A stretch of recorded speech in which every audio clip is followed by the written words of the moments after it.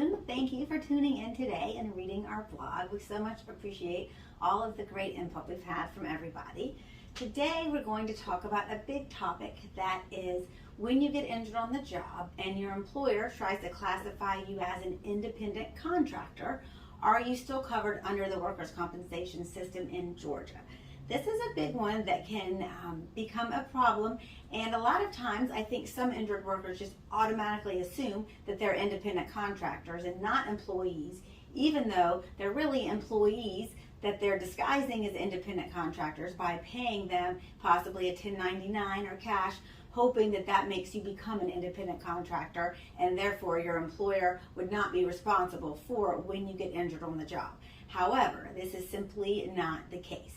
The state of Georgia uses what's called the control test, and they utilize this to determine if you really are doing the job duties and acting like an employee, even though your employer may tell you, no, we hired you as an independent contractor, you are not an employee, therefore sorry, you got injured on the job, but you are not covered.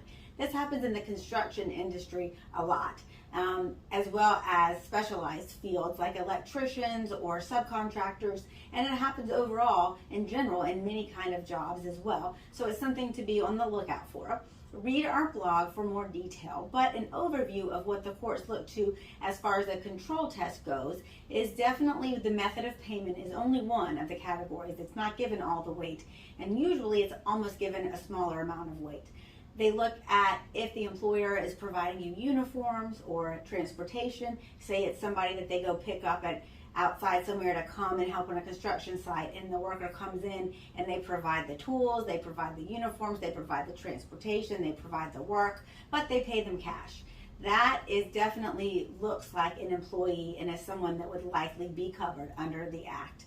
They also look at if you're able to turn down the job. In other words, do they have the right to kind of hire and fire you, or are you just an employee at will, which looks more towards an independent contractor if they give you work and you can pass it up without having a consequence. Looks more like an employee if you decide not to show up for work that day or to take the job and you get fired. It just lends the employer to more control. The more control the employer has, the more likely it is to be found that you are an employee and you are covered. So if any of these questions come up, they're very good times to contact an attorney and make sure your rights are covered, and we're happy to talk you through it and help you out. Many of these cases initially where they deny it based on an independent contractor defense become an employee that is covered. So please call us, let us help you out.